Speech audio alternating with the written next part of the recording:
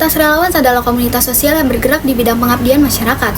Komunitas ini baru berdiri pada 13 Juli 2024, namun perkembangannya cukup pesat dan mulai dikenal di kalangan mahasiswa dan pemuda. Komunitas ini bertujuan memberikan dampak secara sosial langsung kepada masyarakat yang membutuhkan dengan fokus pada berbagi kebahagiaan, pengalaman positif, dan dukungan nyata kepada kelompok rentan. Sasaran kegiatannya sangat beragam, meliputi anak-anak panti asuhan, anak dengan disabilitas, lansia, pasien kanker, hingga anak-anak yang tinggal di wilayah marginal. Bentuk kegiatannya pun bervariasi, mulai dari kegiatan pengajaran, pendampingan, aktivitas kreatif seperti membuat kerajinan dan bermain edukatif, hingga kegiatan sosial yang bersifat emosional dan edukatif. Saat berinteraksi dengan anak-anak maupun lansia, suasananya disesuaikan dengan karakteristik dan sasaran.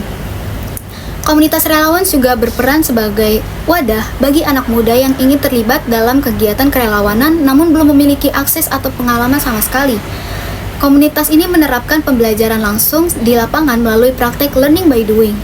Anggota belajar tentang kerjasama tim, kepekaan sosial, dan cara beradaptasi dengan kondisi masyarakat.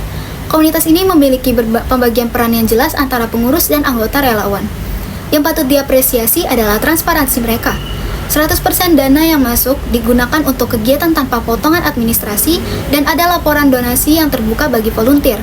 Meskipun menghadapi berbagai keterbatasan sumber daya, pola kerjasama yang terstruktur ini membantu komunitas tetap berjalan dan menjaga keteraturan serta tanggung jawab dalam pelaksanaan program. Komunitas ini terus berkembang dan membangun kepekaan sosial dan solidaritas antar anggota.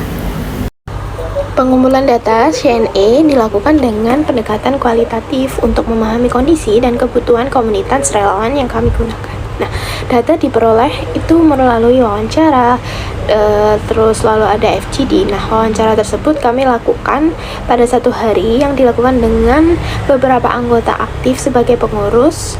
Lalu kita observasi juga pada hari berikutnya pada kegiatan di lapangan.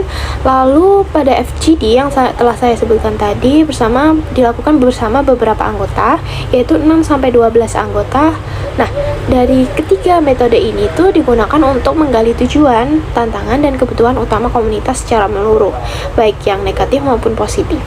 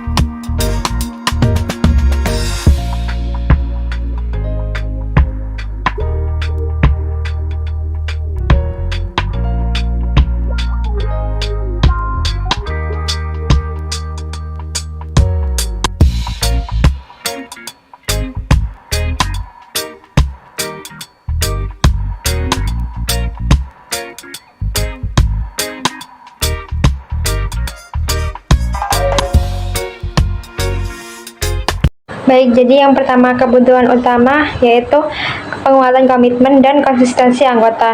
Berdasarkan hasil wawancara dan forum group discussion atau FGD, beberapa anggota itu menyatakan bahwa ada relawan yang tidak aktif menjelang kegiatan. Padahal sebelumnya itu dia telah menyatakan kesediaan. Hal itu berdampak pada keberlangsungan kegiatan di lapangan karena kurangnya sumber daya manusia dan ketimpangan pembagian tugas. Lalu dari segi urgensi, kali ini itu tergolong tinggi, kebutuhan yang tergolong tinggi karena berdampak langsung pada kegiatan serta kualitas pelayanan yang diberikan kepada penerima manfaat. Lalu kebutuhan utama yang kedua yaitu sistem koordinasi dan komunikasi yang lebih terstruktur, baik dalam internal komunitas maupun dengan pihak mitra kegiatan. Berdasarkan hasil observasi dan wawancara yang telah dilakukan, komunitas memiliki beberapa kendala yaitu miskomunikasi dan berdampak langsung pada kegiatan di lapangan. Meskipun antara anggota memiliki hubungan yang terbuka dan komunikatif, tetapi jika terlalu informal berpotensi menyebabkan informasi penting tidak tersampaikan secara merata. Oleh karena itu, kebutuhan akan koordinasi yang lebih jelas menjadi penting untuk meningkatkan efektivitas dan kelancaran program. Kebutuhan utama ketiga adalah keberlanjutan sumber daya, baik dari segi partisipasi relawan maupun dukungan donatur. Berdasarkan hasil wawancara dan FGD, komunitas sempat mengalami keterbatasan jumlah relawan dan dukungan dana, terutama pada masa awal berdiri. Kebutuhan ini bersifat jangka panjang karena berkaitan langsung dengan keberlangsungan komunitas. Kepercayaan yang terbangun melalui transparansi dan hubungan baik dengan relawan, serta donatur menjadi modal sosial penting yang perlu terus dijaga dan dikembangkan.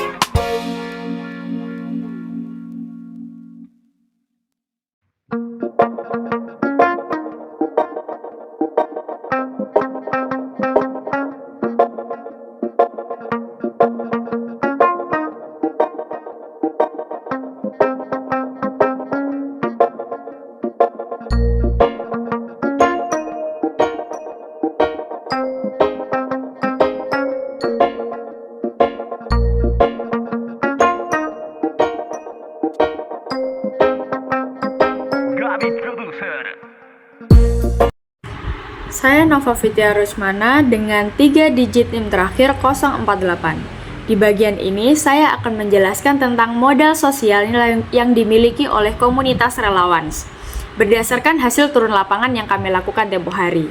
Dari hasil wawancara, observasi, dan fokus group discussion atau FGD, terlihat bahwa komunitas ini memiliki rasa kebersamaan dan kepercayaan yang cukup kuat antara anggotanya. Nah, hal ini tampak dari kebiasaan mereka yang saling membantu, komunikasi yang terbuka, serta koordinasi yang berjalan baik melalui pembagian tugas dan briefing sebelum kegiatan itu berlangsung.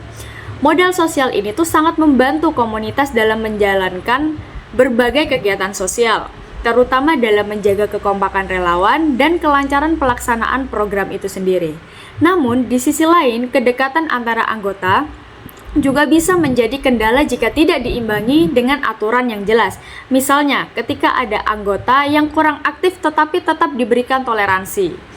Nah, secara keseluruhan, modal sosial ini tuh menjadi kekuatan utama komunitas relawan itu sendiri, dan jika dikelola dengan baik, hal ini dapat mendukung keberlanjutan kegiatan komunitas di kedepannya. Terima kasih.